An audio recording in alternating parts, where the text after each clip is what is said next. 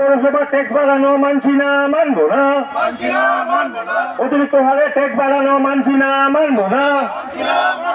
অতি সত্ত্বর শিলচর পৌরসভা নির্বাচন করতে হবে, অতি সত্ত্বর শিলচর পৌরসভা নির্বাচন করতে হবে। তৃণমূল কংগ্রেস জিন্দাবাদ। কেন্দ্র মানছি না, মানবো না।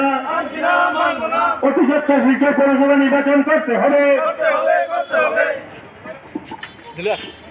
শিলচর পৌরসভা কার্যালয়ে আপনারা দেখেছেন এই শিলচর শহর পৌরসভার যে শিলচর সহ শিলচর টাউনের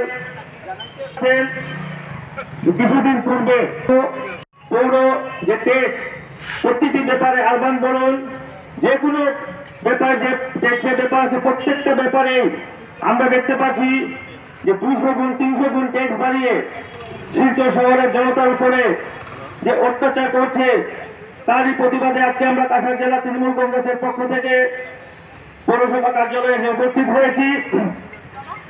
2020 সালে শিলচর পৌরসভার যে ইলেকটেড বডি ছিল তার কার্যকাল শেষ হয়েছে, কিন্তু বর্তমানে 2024 চলছে।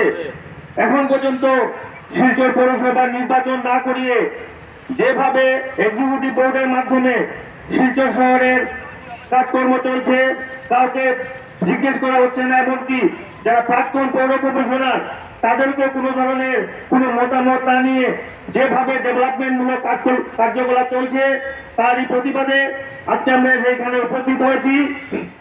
বন্ধুগণ, শিলচর শহরের জনসাধারণরা আজকে একটা বার্নিং কোয়েশ্চেন জ্বলন্ত সমস্যার মধ্যে পড়েছে যে শিলচর পৌরসভার যে ট্যাক্স কর্তৃপক্ষ ধার্য করেছেন তা দিতে গিয়ে শিলচরের দোকানদার বলুন এবং ডোমেস্টিকই বলুন প্রত্যেকটা জনসাধারণের আজকে মাথায় হাত।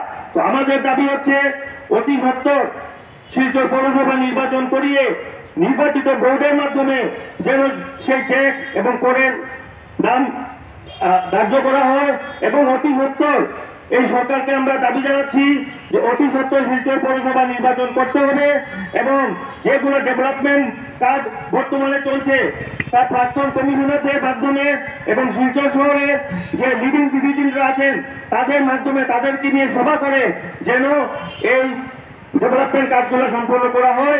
আজকে আমাদের মধ্যে উপস্থিত আছেন জেলা তৃণমূল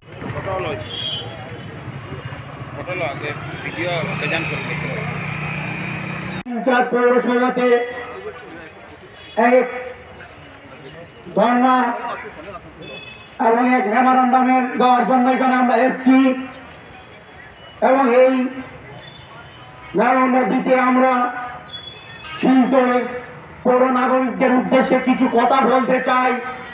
যে কথা 2020 সনের 1 এপ্রিল এই পৌর বোর্ড ডিজলভ হয়েছিল, তার কার্যকাল শেষ হয়েছিল। 2015-তে ইলেকশন হয়েছিল, আজকে 9 বছর হয়েছে।